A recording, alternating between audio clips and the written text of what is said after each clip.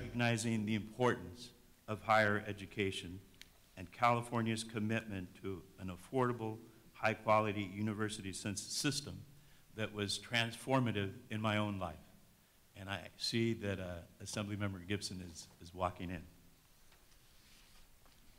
Higher education was the reason that my parents came from Panama to California. And it was the reason that I first came to Riverside. I came to Riverside to attend UCR, and Riverside is now the district I represent. And I am honored to represent Riverside, home of UCR. As many of you know, I was a teacher for 35 years, mostly here in the Riverside area. And it was rewarding to see my students graduate from Poly High School, and many of them attend UCR. Today's hearing focuses on 3 aspects of the UCR experience. According to the U.S. News and World Report, UCR is ranked 12th in the nation in diversity. This is an impressive ranking, which is not by coincidence.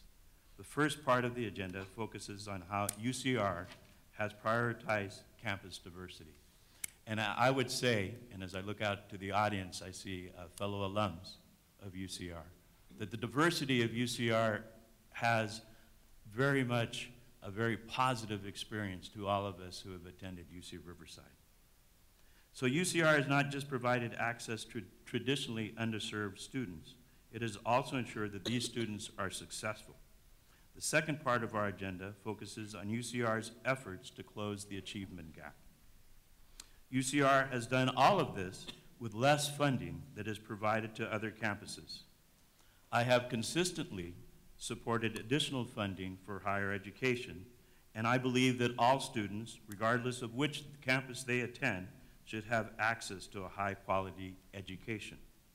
The final part of today's agenda focuses on efforts to ensure fair and equitable funding to UC campuses. I think that we are one UC system and that all the campuses should enjoy equal access and high-quality education. And that can only be accomplished if funding is on an equal basis. I'm the vice chair of the Women's Caucus, a proud member of the Latino Caucus, and for the last 2 years, it's been on our priorities as the Tri-Caucus with the API Caucus and the Black Caucus, this issue of diversity, particularly looking around issues of that came after Prop 209 was passed. And so I'm excited to be here to learn about what Riverside has been doing to address the issue of diversity and the issue of making sure that all of our students have access to affordable, quality education. I'm happy to be here at the invitation of the chairman of the higher ed, Mr. Medina. Looking forward towards a very robust conversation around this particular topic matter around diversity. I also chair the Joint Legislative Audit Committee, who is also, we've had a hearing, a joint hearing with the higher ed regarding the UC system in its totality.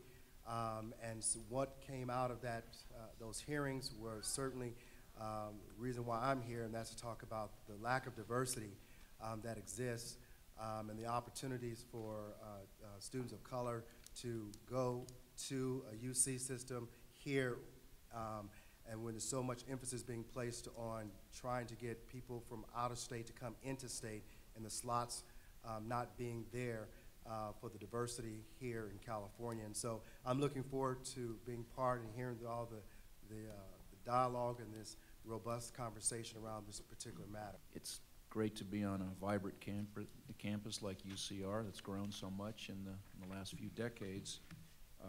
The highlight for me, one of the highlights for me, I've been in the Assembly for 3 years, and I was elected at the same time as Ms. Garcia and Mr. Medina, was to vote in my first year on the UC Riverside Medical School facility, which was a hallmark achievement, I think, for everyone in this community and for my colleague, Mr. Medina. So it was fun and an honor to help participate in that. And I know that'll have lasting influence here in this community, a much-needed medical school. I'm looking forward to learning more about the diversity efforts here on campus. You already have an outstanding track record, but I think there's more to come. And thank you for inviting me.